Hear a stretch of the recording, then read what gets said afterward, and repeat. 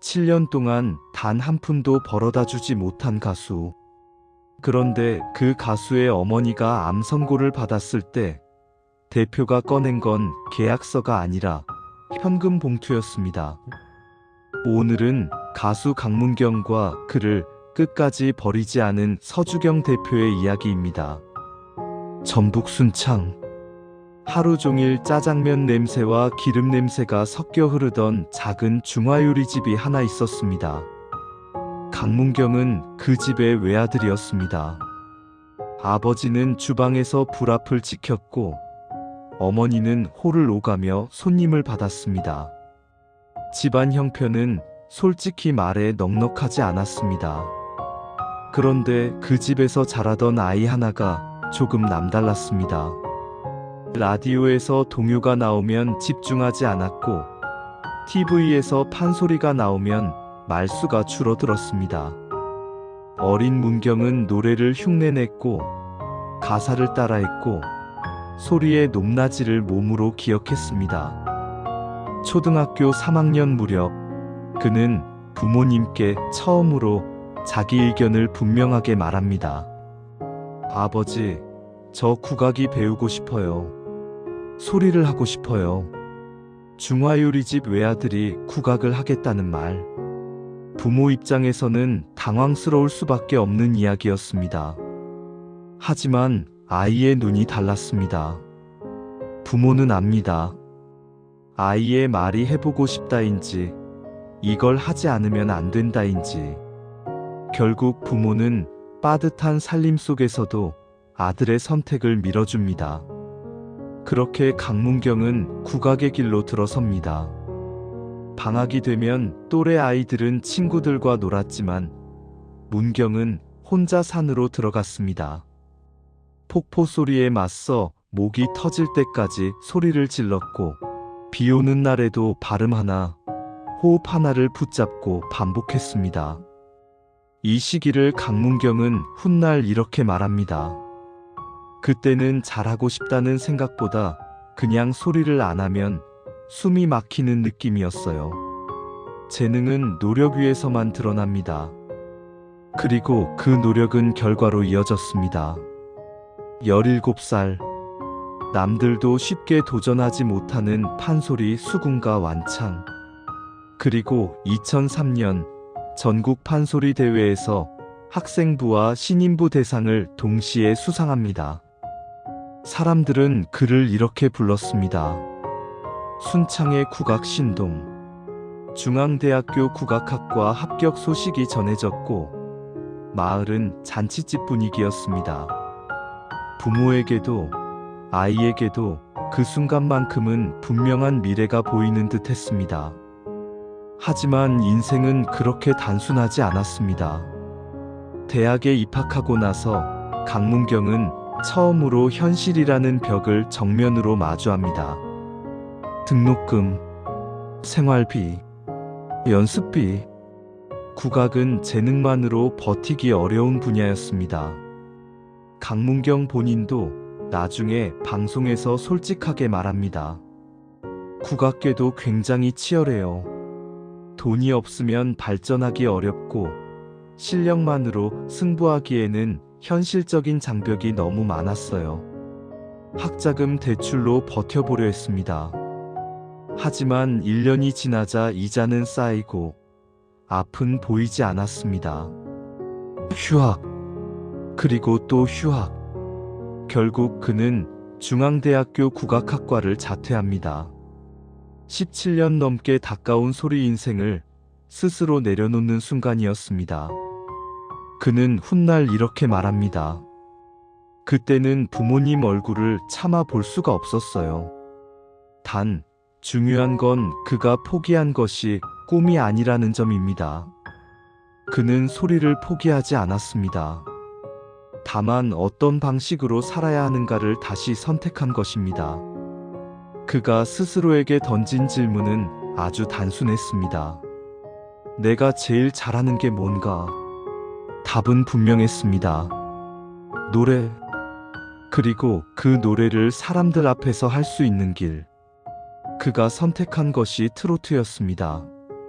25살 국악기를 내려놓고 무대 위에서 다시 처음부터 시작하는 선택.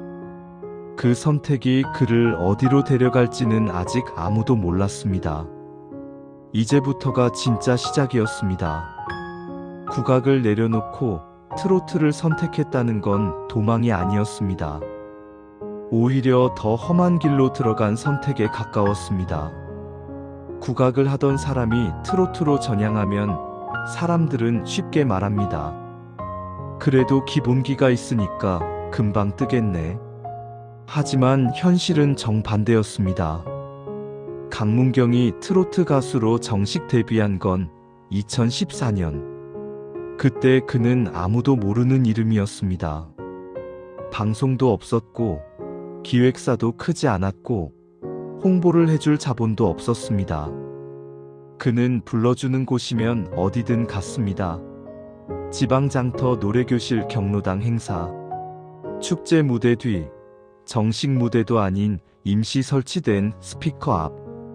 출연료는 많아야 몇만 원. 교통비를 빼고 나면 남는 게 없는 날도 많았습니다. 그래도 그는 마이크를 잡았습니다. 왜냐하면 그에게는 무대 위에서만 자기 존재가 증명되는 사람이었기 때문입니다. 하지만 시간이 지나도 상황은 달라지지 않았습니다. 노래는 늘었지만 이름은 알려지지 않았고 실력은 쌓였지만 기회는 오지 않았습니다. 그 시절 강문경은 선배들에게 이런 말을 수없이 들었습니다. 노래는 잘하는데 너만의 색깔이 없어. 이 말은 가수에게 가장 잔인한 말입니다. 잘한다는 말 같지만 사실은 기억에 남지 않는다는 뜻이기 때문입니다. 그 말이 강문경을 가장 괴롭혔습니다. 국악을 하던 사람에게 트로트는 너무 가볍다는 말을 듣기도 했고, 트로트를 오래 한 사람들에게는 너무 무겁다는 말을 듣기도 했습니다. 그는 어디에도 완전히 속하지 못한 채 중간에서 흔들리고 있었습니다. 그때 강문경은 결정합니다. 다시 처음부터 배워야겠다. 그는 임종수 작곡가에게 오랜 기간 사사받으며 트로트 발성, 호흡, 감정 표현을 완전히 새로 정리합니다. 국악식 발성을 그대로 가져오지 않았습니다. 트로트에 맞게 부수고 줄이고 다시 만들었습니다. 이 과정은 생각보다 훨씬 고통스러웠습니다. 이미 잘하던 걸 다시 망가뜨려야 했기 때문입니다. 강문경은 이 시기를 이렇게 표현합니다. 내 목소리가 내 것이 아닌 것 같았어요. 연습실에서 혼자 노래하다가 갑자기 울음을 터뜨린 날도 많았습니다. 왜 나는 안 될까? 이 길이 맞는 걸까? 그 질문은 매일 밤 따라다녔습니다. 그리고 바로 그 시기에 한 사람이 그의 앞에 나타납니다.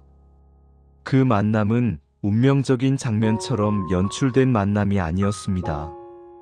화려한 캐스팅도 아니었고 대형 오디션도 아니었습니다. 아주 평범한 자리였습니다. 반주 MR을 받으러 갔던 작은 작업실. 그곳에서 강문경은 한 사람을 만납니다. 트로트 가수이자 제작자였고 이미 업계에서 잔뼈가 굵은 인물. 바로 당돌한 여자로 알려진 서주경이었습니다. 첫인상은 특별하지 않았습니다. 하지만 서주경은 강문경의 노래를 듣고 이상하다는 느낌을 받습니다. 기교는 많지 않았지만 목소리 끝에 뭔가 걸려 있었습니다. 정확히 말하면 한이었습니다. 서주경은 이후 인터뷰에서 이렇게 말합니다. 노래를 잘하는 사람은 많아요. 근데 이 친구는 노래를 안 하면 무너질 것 같은 사람이었어요. 그는 강문경에게 솔직하게 말합니다. 지금 당장 스타로 만들 자신은 없다. 보통은 여기서 끝입니다. 하지만 서주경은 한마디를 더 붙입니다. 근데 시간이 걸려도 제대로 된 가수는 만들 수 있을 것 같다. 빠른 성공 대신 긴 시간을 함께 가겠다는 말. 그렇게 강문경은 서주경의 회사로 들어갑니다. 그리고 진짜 무명이 시작됩니다. 1년이 지났습니다. 수익은 거의 없었습니다. 2년이 지났습니다. 앨범을 내도 반응은 없었습니다. 3년이 지났습니다. 무대를 해도 연결되는 기회는 없었습니다. 주변에서는 서주경에게 끊임없이 말렸습니다. 왜 저렇게 돈 안 되는 가수한테 계속 투자하냐? 하지만 서주경은 한 번도 강문경을 다그치지 않았습니다. 언젠가는 온다. 지금은 준비하는 시간이다. 그 말만 계속 반복했습니다. 반대로 강문경의 마음은 점점 무너지고 있었습니다. 대표님께 너무 죄송했습니다. 7년 동안 수익 한 푼 못 가져다 주는 가수가 무슨 가수인가 싶었어요.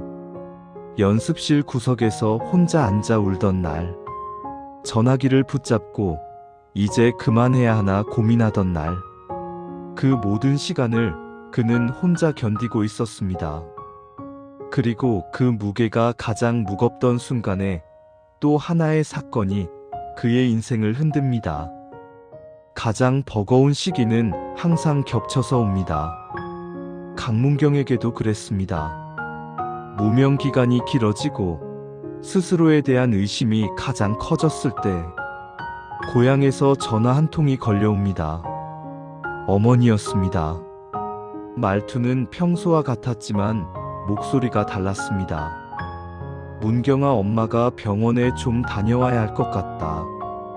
유방암 진단이었습니다. 강문경은 그 순간을 이렇게 표현합니다. 하늘이 무너지는 느낌이었다. 가수 생활이 힘든 건 참을 수 있었습니다. 무명도, 가난도, 사람들의 시선도 견딜 수 있었습니다. 하지만 어머니 앞에서는 아무것도 할 수 없는 자기 자신이 너무 초라해졌습니다. 통장을 확인했습니다. 수술비는커녕 당장 생활비도 빠듯한 상황이었습니다. 그는 가수 생활을 정리하려 했습니다. 노래를 접고 현장에서 일이라도 해서 어머니 수술비를 마련해야겠다고 생각했습니다. 그 선택이 현실적인 판단이라는 것도 알고 있었습니다. 그리고 그 생각을 서주경에게 털어놓습니다. 처음에는 아무 말도 하지 못했습니다. 몇 번을 망설이다가 결국 말합니다. 대표님, 저 그만해야 할 것 같습니다.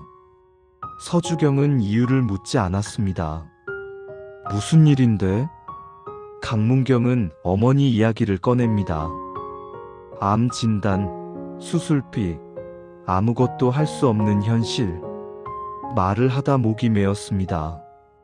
그때 서주경은 아주 짧게 말합니다. 사무실로 와. 강문경은 고개를 숙인 채 사무실에 앉아 있었습니다. 말없이 서주경이 책상 서랍을 엽니다. 그리고 봉투 하나를 꺼냅니다. 거액의 현금이 들어 있었습니다. 수술비와 생활비까지 충분히 감당할 수 있는 금액이었습니다. 강문경은 곧바로 거절합니다. 대표님, 이건 못 받습니다. 이미 7년 동안 투자만 받은 상황. 더 이상 짐이 될 수 없었습니다. 그때 서주경이 강하게 말합니다. 너 지금 나랑 계산하려고 하니? 강문경은 아무 말도 못합니다. 서주경은 분명하게 말합니다. 내 어머니는 내 어머니다. 지금 네가 노래할 상황이 아니면 노래는 나중 문제고 돈은 나중에 천천히 갚아. 무대에서 노래로 갚아. 이 말은 조건이 아니었습니다. 강문경은 그 봉투를 들고 고향으로 내려갑니다. 차 안에서 계속 울었습니다. 기쁜 눈물이 아니라 부끄러움과 감사가 섞인 눈물이었습니다. 어머니는 무사히 수술을 받았습니다. 병실에서 어머니가 묻습니다. 이 돈은 어떻게 마련한 거냐? 강문경은 짧게 말합니다. 회사에서 도와주셨어요. 어머니는 한동안 말이 없었습니다. 그리고 이렇게 말합니다. 사람 잘 만났다. 그 말이 강문경의 가슴에 오래 남았습니다. 그 이후 그의 노래는 확실히 달라집니다. 기교를 부리려 하지 않았고 잘 보이려 하지도 않았습니다. 노래는 그에게 증명이 아니라 버팀이 되었습니다. 나는 버려지지 않았다. 그 사실 하나가 그를 다시 무대 위에 세웠습니다. 그리고 그 버팀이 마침내 마지막 기회로 이어집니다. 2020년은 강문경에게 도전의 해라기보다 정리의 해에 가까웠다고 합니다. 본인이 직접 말했습니다. 이게 안 되면 정말 가수를 그만둬야겠다고 생각했습니다. 이미 데뷔한 지 수년이 지났고 무명은 길어졌고 나이는 30 중반을 향해 가고 있었습니다. 트롯신이 떴다의 라스트 찬스. 프로그램 이름부터가 그의 상황과 정확히 겹쳤습니다. 라스트 찬스. 말 그대로 마지막 기회였습니다. 오디션장에 들어가기 전 강문경은 이 프로그램에 대해 이렇게 말했습니다. 마지막이라는 생각으로 나갔습니다. 잘 되면 가수로 남고 안 되면 미련 없이 접으려고 했습니다. 이미 이전 경연 프로그램들에서 탈락과 좌절을 경험한 뒤였습니다. 그래서인지 오디션장에 들어간 그의 모습은 유난히 조용했습니다. 말수가 적었고 카메라 앞에서도 스스로를 크게 드러내지 않았습니다. 그는 잘 보여야겠다보다는 내가 할 수 있는 걸 하자는 쪽에 가까웠습니다. 첫 무대에 강문경이 선택한 곡은 당돌한 여자였습니다. 이미 수많은 가수들이 불렀고 트로트에서 너무 잘 알려진 곡이었습니다. 위험한 선택이었습니다. 하지만 그는 이 곡을 고른 이유를 분명히 말합니다. 이 노래 가사가 그냥 연애 노래가 아니라 어떤 각오 같았습니다. 나는 진짜 노래에 인생을 다 걸고 있었기 때문에 이 가사가 남 얘기처럼 느껴지지 않았습니다. 무대가 시작되고 강문경이 노래를 부르기 시작했을 때 심사위원들의 반응은 초반부터 달라졌습니다. 판소리 기반의 발성, 깊게 눌러나오는 성량, 그리고 트로트 특유의 과장된 감정이 아닌 묵직한 감정. 심사평에서 이런 말들이 나왔습니다. 소리가 다르다. 한이 억지스럽지 않다. 기교보다 이야기가 먼저 들린다. 강문경은 무대를 끝낸 뒤 이렇게 말했습니다. 그날은 심사받는다는 느낌보다 그냥 제 얘기를 하고 내려온 느낌이었습니다. 프로그램이 진행될수록 강문경을 바라보는 시선은 분명히 달라졌습니다. 초반엔 왜 이제 나왔지? 숨은 고순의 정도였다면 중반 이후에는 이 사람은 왜 아직 무명이지? 라는 반응으로 바뀌었습니다. 특히 같은 곡을 다시 부를 때마다 노래가 달라진다는 점이 자주 언급됐습니다. 강문경은 이 부분에 대해 이렇게 설명합니다. 무대마다 제 상황이 달라졌어요. 살아남아야 한다는 마음이 점점 커졌거든요. 결승을 앞둔 시점에서 강문경은 이미 우승 후보라는 말이 나오기 시작했습니다. 하지만 정작 본인은 그렇게 생각하지 않았습니다. 여기까지 온 것만으로도 감사하다고 생각했습니다. 결과보다는 무대 하나하나를 마지막처럼 하자는 마음이었습니다. 그가 결승을 앞두고 가장 많이 했다는 말은 의외로 이것이었습니다. 이 무대가 내 마지막 방송일 수도 있다고 생각했습니다. 결승 무대에서 강문경은 다시 한번 자신의 인생과 가장 닮은 노래를 선택했습니다. 노래를 부르는 동안 그는 울지 않았습니다. 하지만 노래가 끝나고 마이크를 내려놓는 순간 표정이 무너졌습니다. 그 장면은 방송 그대로 남아 있습니다. 우승자가 호명되는 순간 강문경은 바로 반응하지 못했습니다.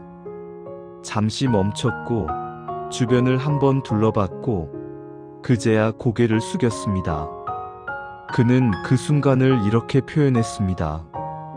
기쁘다기보다는 끝났구나라는 생각이 먼저 들었습니다. 이제 도망치지 않아도 되겠다는 안도감이 컸습니다. 우승 직후 인터뷰에서 강문경이 가장 먼저 언급한 사람은 본인이 아니었습니다. 부모님 그리고 서주경 대표. 그는 말했습니다.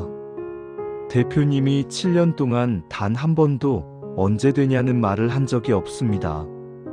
그게 제 인생에서 가장 큰 버팀목이었습니다. 우승은 끝이 아니라 시작이었습니다. 하지만 강문경에게 그 시작은 마냥 화려하지 않았습니다. 그는 우승 직후 인터뷰에서 이렇게 말했습니다. 갑자기 인생이 달라졌다고 느껴지진 않습니다. 오히려 이제부터가 더 무섭다는 생각이 드네요. 트롯신이 떴다의 우승 상금은 1억 원이었습니다. 오랜 무명 생활을 보낸 가수에게 결코 작은 돈이 아닙니다. 그런데 강문경은 이 돈을 두고 놀라운 결정을 합니다. 전액을 서주경 대표에게 전달한 것입니다. 한 푼도 남기지 않고 모두. 이 소식이 알려지자 사람들은 놀랐습니다. 왜? 7년 동안 고생했는데 본인이 써야 하는 거 아닌가? 하지만 강문경의 생각은 달랐습니다. 그는 이렇게 말했습니다. 대표님이 저를 발굴하고 집을 마련해주고 차를 지원해주고 생활비를 대주고 부모님 병원비까지 도와주셨습니다. 그 모든 걸 생각하면 1억 원으로는 부족합니다. 이건 갚는 게 아니라 감사의 표시입니다. 서주경 대표는 처음에 거절했다고 합니다. 하지만 강문경은 물러서지 않았습니다. 대표님이 7년 동안 저를 포기하지 않으셨듯이 저도 이건 꼭 해야 합니다. 결국 서주경은 그 돈을 받았습니다. 그리고 훗날 이렇게 말했습니다. 그 돈보다 더 값진 건 문경이의 마음이었다. 우승 후 강문경의 방송 출연은 눈에 띄게 늘었습니다. 하지만 그는 모든 프로그램을 무작정 선택하지 않았습니다. 그는 이런 말을 남겼습니다. 노래를 보여줄 수 없는 방송은 의미가 없다고 생각했다. 이제는 얼굴이 아니라 노래로 기억되고 싶다. 이 말은 그가 왜 특정 예능보다 음악 중심 프로그램을 선호했는지를 설명해 줍니다. 우승 이후에도 강문경이 자주 언급한 대상은 팬들이었습니다. 그는 팬들을 뽕신이라고 부릅니다. 강문경은 실제로 이렇게 말했습니다. 기술은 제가 부리고 흥은 팬분들이 넣어주십니다. 그는 팬카페, 소규모 행사, 작은 무대에도 가능한 한 직접 찾아가려 했습니다. 우승 이후 그를 가장 오래 지켜본 사람들이 공통으로 한 말이 있습니다. 변하지 않았다. 특히 무대 뒤에서의 태도는 무명 시절과 크게 다르지 않다는 관계자 증언도 있었습니다. 강문경 본인은 이에 대해 이렇게 말합니다. 제가 변하면 그건 성공이 아니라 실패라고 생각합니다. 강문경은 여전히 이런 말을 합니다. 저는 아직 과정에 있다고 생각해요. 이제야 노래할 자격을 조금 얻은 느낌입니다. 여기까지가 강문경과 서주경의 이야기였습니다. 7년 동안 단 한 푼도 벌어다 주지 못한 가수를 끝까지 버리지 않은 대표. 그리고 그 믿음을 무대 위에서 답한 가수. 사람이 사람을 포기하지 않을 때 인생은 이렇게까지 갈 수 있다는 것을 두 사람은 보여줬습니다. 긴 영상 끝까지 시청해주셔서 진심으로 감사드립니다. 이 이야기가 여러분께 작은 위로가 되었다면 구독과 좋아요 부탁드립니다. 그리고 댓글로 여러분의 생각을 나눠주시면 더욱 감사하겠습니다. 다음에도 좋은 이야기로 찾아뵙겠습니다. 감사합니다.